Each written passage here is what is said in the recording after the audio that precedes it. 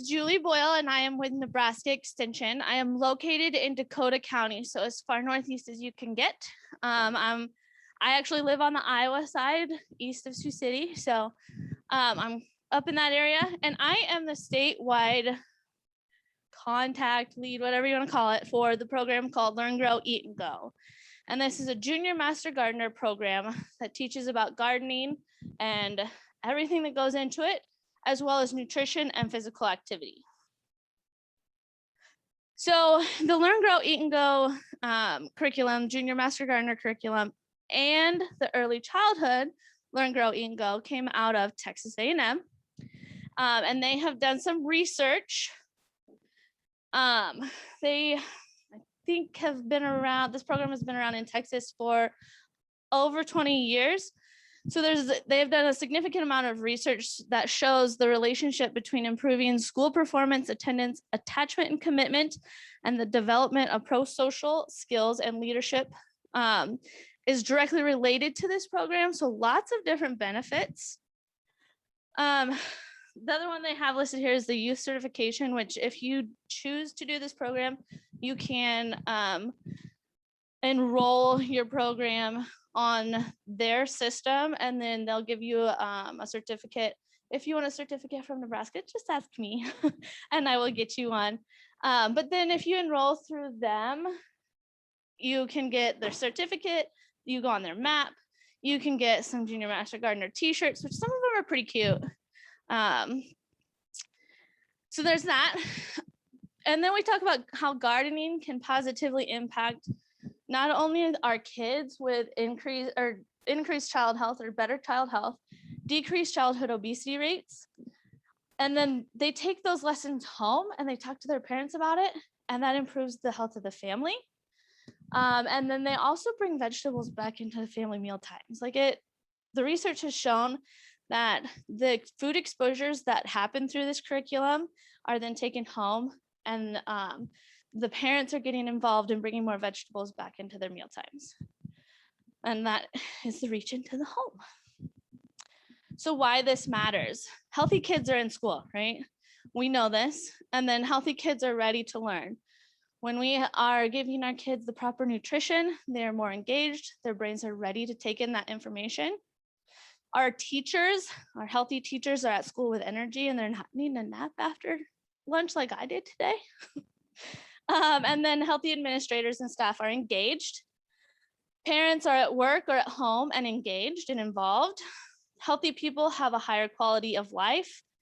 They need fewer health resources. So this also takes, there's a return on investment almost, rather than reacting to health issues. We are being proactive and not having those health issues. And then healthy communities are desirable places to work and live. And this just shows some of the statistics behind the research study that was done when this program first came out. So it was most of it was done in Texas. The early childhood one, a lot of the pilot sites were in Utah. And this is the outcomes that they saw from their first pilot sites. So significant improvements in physical activity and vegetable consumption and preferences. Those changed a little bit. Healthy beverages rather than pop and sugary drinks. A little bit more self-efficacy and knowledge. Parent and child cooking together. We know that the more involved parents are, the better off we are, right? And then BMI has significantly reduced in those who use the Learn, Grow, Eat, and Go curriculum. So now to get into, we're gonna have several activities today. To get into the curriculum, this is what we're gonna do activities from is from this book today. There are several different levels. This is for 3-5. You could probably go down into your second graders. I'm not sure if I would do first and second or kindergarten with this. That would be the early childhood curriculum, which I don't have my book here today. I don't know why I didn't get in my, and then this is the level 2, which would be middle school, 6 to 8. There's a teacher or leader guide. And then if you are focused on increasing literacy, there is a literature in the garden and it connects kids' books to gardening. And then if you want to kind of focus on like native plants and all that kind of stuff, there's Wildlife Gardener. So this is native plants and increasing pollinators, all that kind of stuff. So you guys can look, for those of you who are in the room, you can look at those after. And then for those of you who are online, JMG Kids is the website. So learn, grow, eat, and go. It is a 10-week program. It includes student journals, math with garden kitchen recipes. There are family engagement resources, service learning opportunities, and then the certificate opportunity at the end. The grow part of the curriculum is everything you would need to know for raised bed gardens at your school. The food exposures, there's one within the weeks. There's a first food exposure, which is the raw food, and that's in the weeks of the learn part. And then there's a second food exposure, which is a recipe, a very simple recipe that are all provided in the book that are very appealing to kids. And it also gets them to try some new foods. And then the go, which is the physical activity. I'm going to try to hit on an activity from each of those if we have time. Okay, so when you are planning on using this curriculum, there's 10 weeks, and around week 4 or 5 is when you would be planting with the curriculum. So you'll want to plan your start for the curriculum with about 4.5 weeks before your planting season starts, which in Nebraska, we're all about April and May.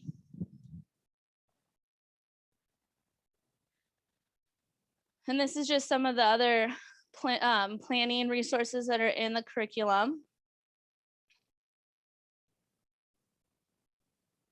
Okay, so in the curriculum, it starts out with the very basic stuff. What do plants need, right? So plants need a place to be, light, air, nutrients, water, and soil. And then the second part so each lesson has the activity, and then it has something nutrition or sense related. This is just a sample of what that might look like. And then the garden journals. And this is where your kiddos are going to kind of write out the information that they're learning. So we are going to do, here in the room, we are going to do the know and show sombrero. We're not going to take 45 minutes. I'm going to give you about 15. So what you're going to do is there's some newspaper on your table. You're going to pick one person to be your model. And we might have somebody from this table back here come up here. So we have 3 instead of just 2. And you're going to, did I get my tape out? You're going to put the newspaper over. You're going to put the newspaper, you're going to spread it out, and you're going to put the newspaper over the person's head. You're not going to put it over their face. Can I use you? Okay. So you're going to put it over their head like this. I'm going to give you some tape. Okay. And you're going to tape it. I'm hoping if you're online, you can't hear me when I set that down, let me know. But you're going to tape it around here. Okay. So it's like the tight part of the ball cap. Once you do that, you're going to take the edges and you're going to roll them up to make the brim of a hat. Okay. And then you're going to use the materials. I set cotton balls and glue out. You're going to use those materials and these on the table to make a hat that represents what plants need to grow. Okay, so whatever you think plants need to grow. Those of you who are online, look around you, find some materials that you think you could use to build a model of what plants need to grow. So remember this one, plants need a place to be, light, air, nutrients, water, and soil. And here's a nice little example, okay? So you can use the stuff that's on the table up here, cotton balls, newspaper, glue at your table. I'm gonna give you 10 minutes to build a hat. Yes, Miss Sandy Day. Yes, sorry. Oh. And what about tape? So then there's tape up here. You can come up here. I don't think I have. You guys have one. Is there 3 rolls there? Yes. Okay, so go ahead and do that. And then one of your table members can come up and look at supplies and come back to you guys. All of you could come up. It's a little crowded for everyone to come up, but come up, explore your materials. Think about what would work for each of these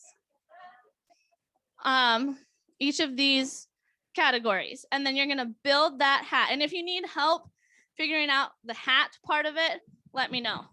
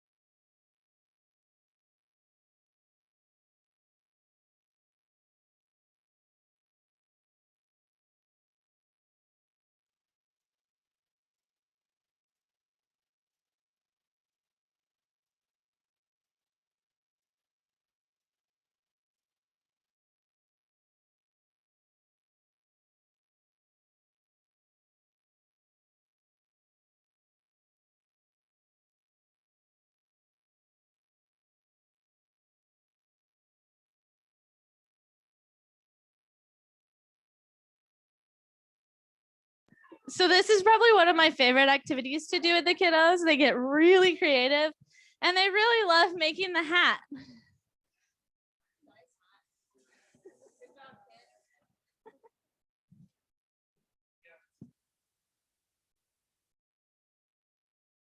Those of you who are online, find materials that may be around you. It doesn't even have to be consumables like we have here, like paper and tape. You can find anything, for those of you online, anything that's around you that would be an example of what you think plants need to grow. And if there's going to be anybody who would like to share out, I will ask for that here in 8 minutes.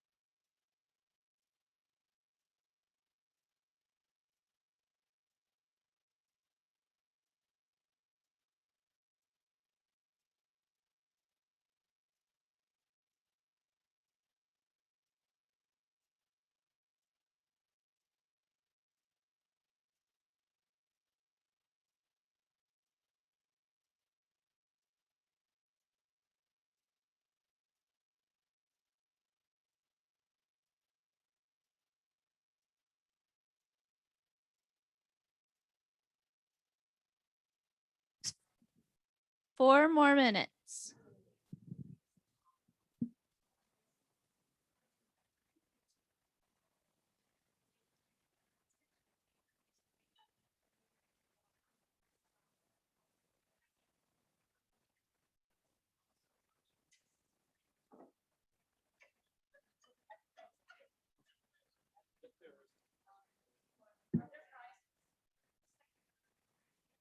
Unfortunately, I do not have friends.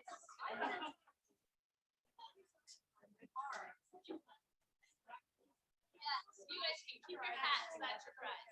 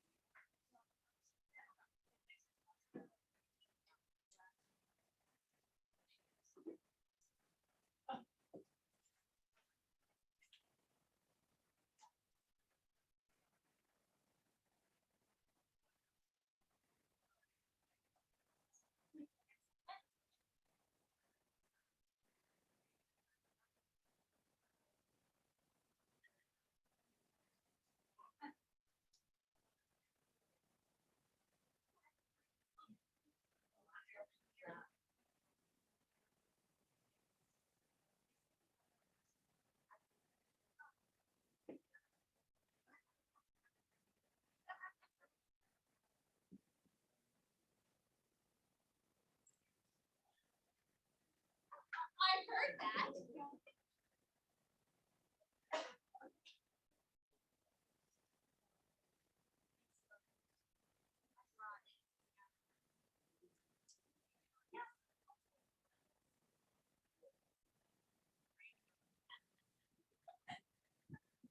So now you're gonna be my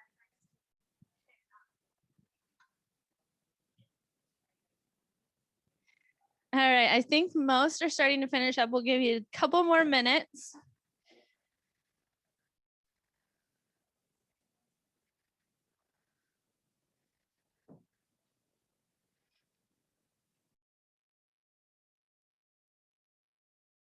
All right.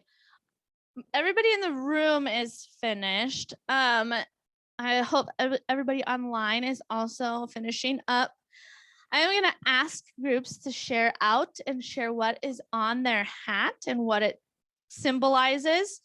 And then I'm going to have at least one person, hopefully online, share something that they either created or how they think they would facilitate this activity within their program.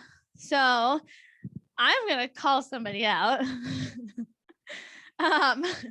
Sandy and your group, I'm going to come over and I think we're going to have to bring you guys up here actually.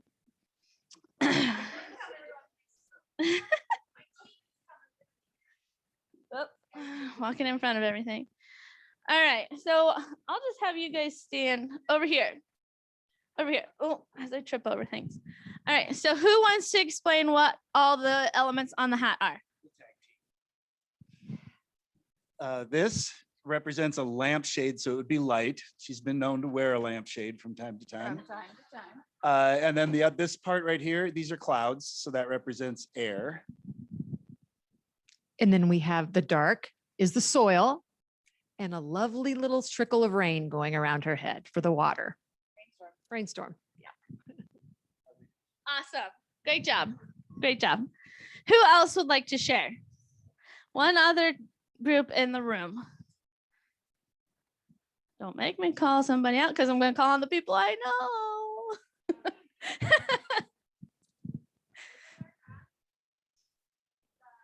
You're going to have to come up here because they can't see you. Yep.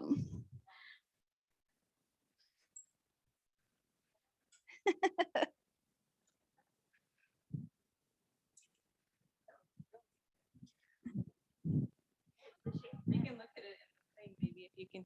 Oh yeah, you can see yourself.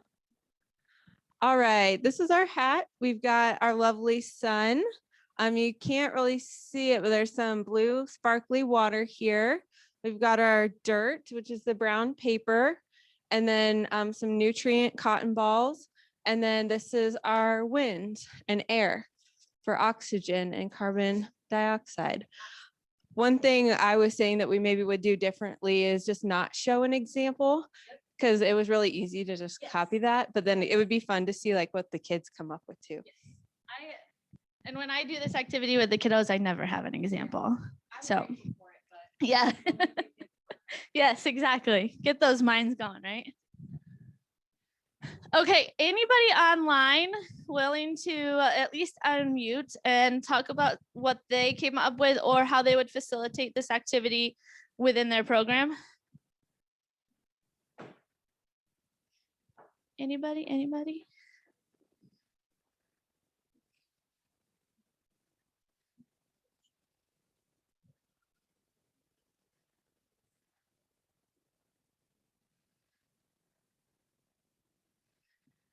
All right, I'll let it slide this time. Okay, so I mentioned earlier the literacy component. So the literature in the garden also has a lot of books to it, but the Learn, Grow, Eat, and Go curriculum itself has a few books in it. This is one of them, and this is a book that talks about the tops and bottoms of plants. So what parts of the plants do you eat?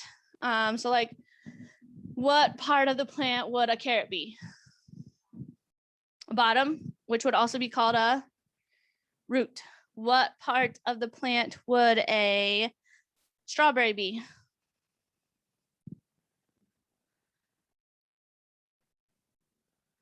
A fruit. Okay. Or technically the flower, because it flowers and then fruits. What's on the outside of a strawberry? Seeds. Okay, so we eat seeds. What part of the plant would lettuce be?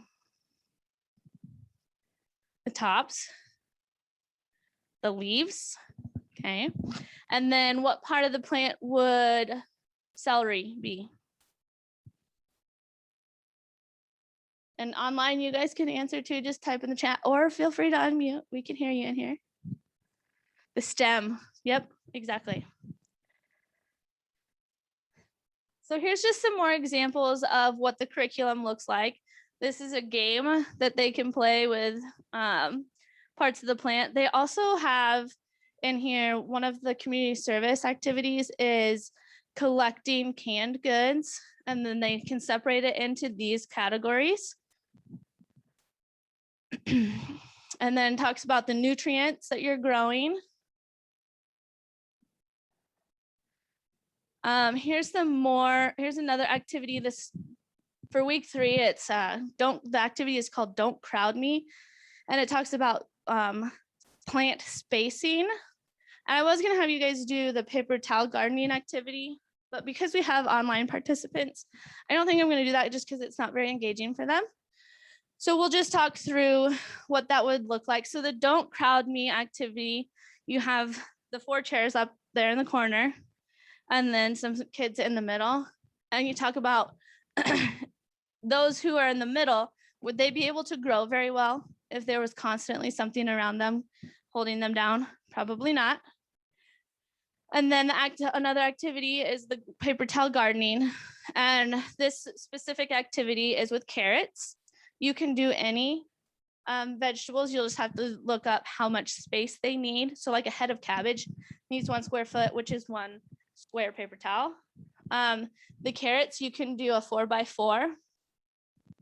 So it would look like this. And the nice thing about the paper towel gardening is if you have raised beds in your program, you can plant it all with a paper towel. You can put the seeds on, glue them on, put the paper towel in the soil, and the paper towel will disintegrate and your plants will grow.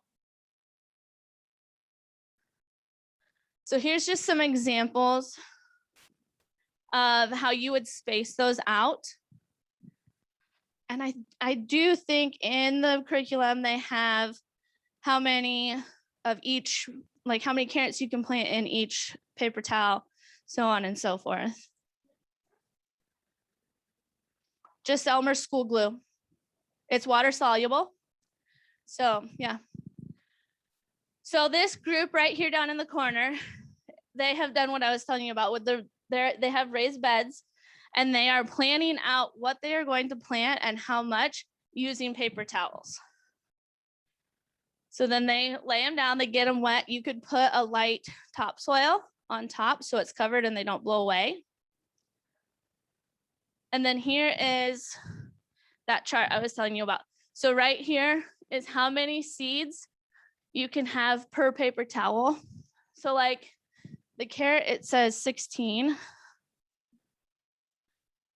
So you think 16 seeds.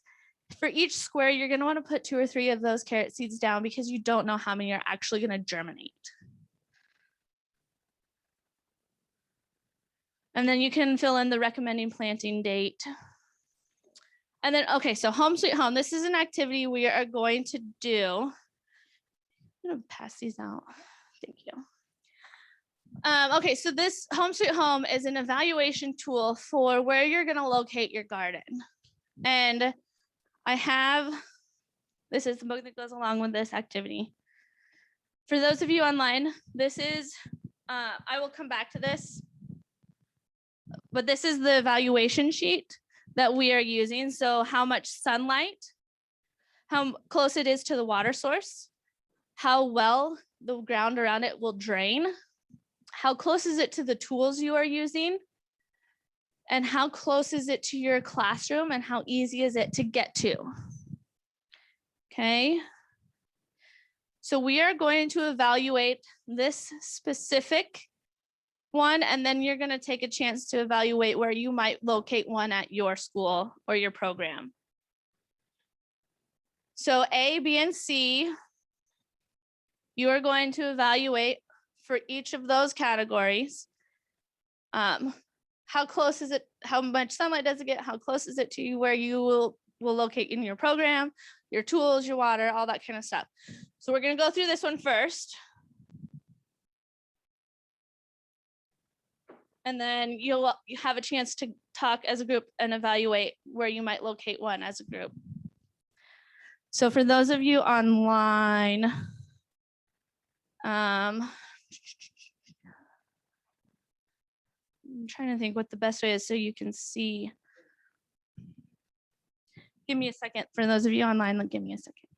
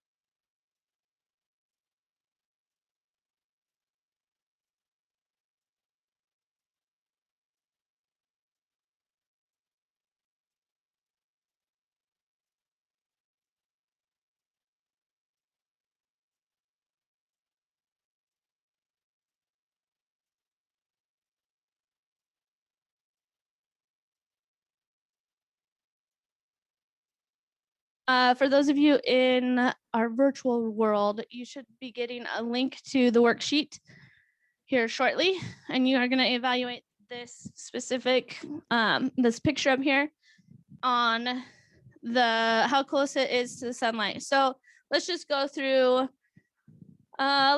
site B here. How would you rate it? 1 being the worst, 5 being the best. How close is it, or how much sunlight does it get? What would you say? Okay. Okay. Is it near the water source? Do we see a water source?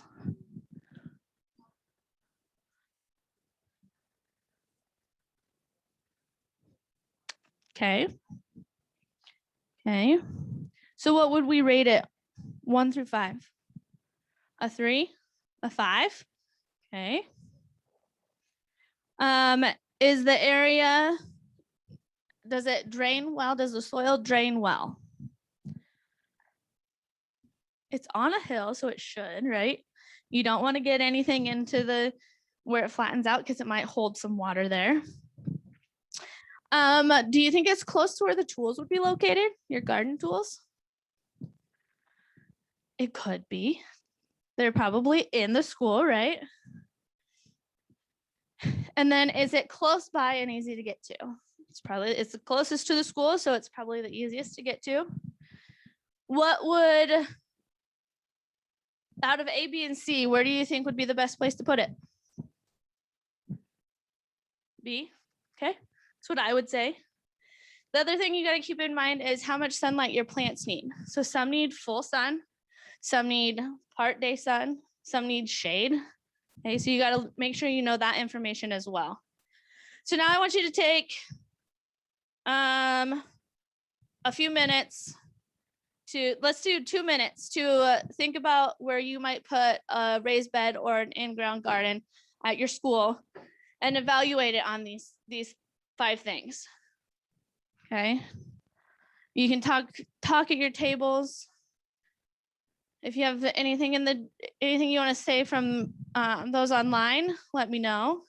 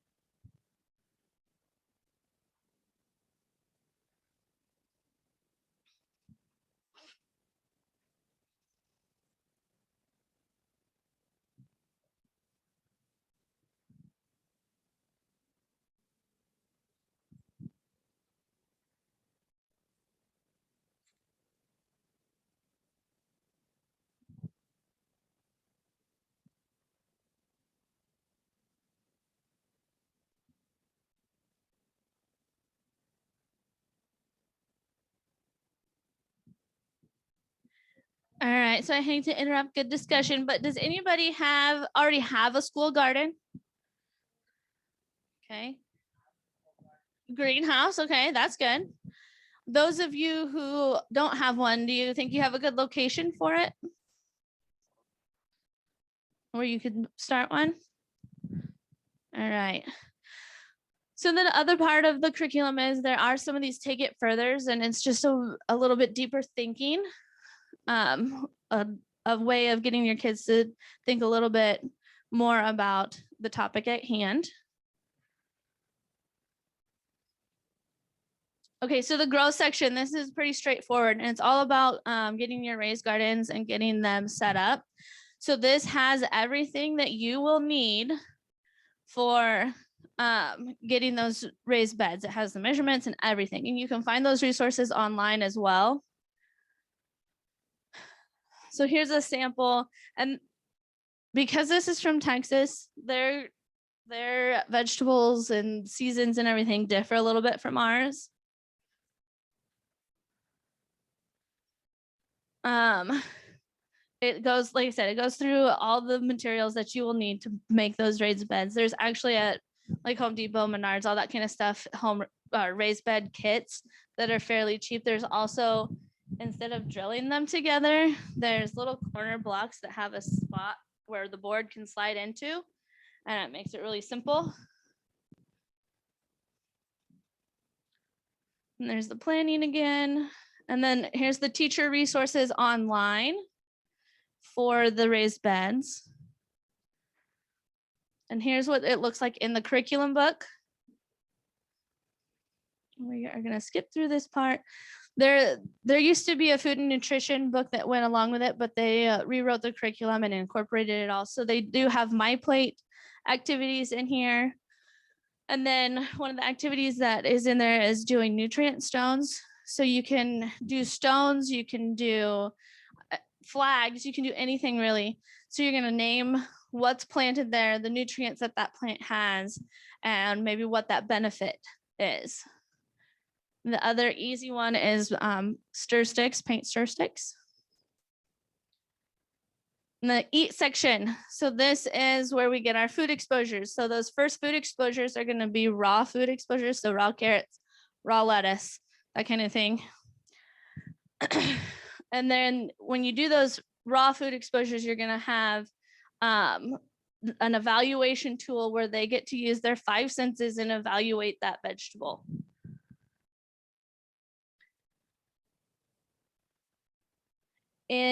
So then there's the garden recipes. And in there is this nice little section for kitchen math, and it gets those math skills in there. And then the tips, the how the children can help tips are really fun. It was supposed to highlight that. So these down here, how the children can help. They can wash the produce, they can peel the carrots, measure the ingredients. If you are comfortable with child-friendly knives, you can have them cut things up as well, getting them as involved as possible. The other cool thing is it tells you how much you need to serve 20 students. So if you have a group of 20, to give them all one bite-sized sample, you need about 3 leaves of Swiss chard. And the recipes are in English and Spanish. And then the go part. So this is the physical activity part. Research shows that physical activity breaks can improve academic performance. I think we all see that as in ourselves as adults. We have to get up and move, don't we? I mean, if I sit all day, I want to fall asleep. And this is what brain scans look like, or brain activity looks like after sitting quietly and walking. So that movement really gets us going. So I'm going to have you guys, we're going to do, well, I want to give you guys time to ask questions too. So I was going to have you do an activity where you stand up, you take your heart rate and you multiply it. So again, math skills. You can do it for 6 seconds and multiply it by 10, or you can do it for 10 seconds and multiply it by 6 to get your heart rate. And then you would do an activity, some sort of activity, squats, jumping jacks, anything to get your heart rate up, and you would do it again. So that's showing the kids that that movement really gets their blood pumping. And finally, our appendix resources. So this is where some of your service learning and leadership stuff is going to be. You have letters to parents. I think there's a weekly letter if you want to send it out. Yep, there you go. And that's both in English and Spanish. If you have volunteers that you're working with, it has a sample volunteer schedule. So even if you want to make up your own schedule, you can look at some of the tasks that this has and come up with some of your own stuff. And then the website, like I said, is jmgkids.us. Will you type that in the chat? And that is where you will find a bunch of different up there next to the enroll that circled is teachers. That's where you're gonna find a bunch of different resources. Some resources that teachers have developed over the years as they have used this. And then the enroll part, you can enroll your group for a Junior Master Gardener certification. And this just kind of walks you through that. So if you register your group, you are eligible for giveaways. It doesn't obligate youth to complete the program, but then it also allows them to get that recognition certification at the end.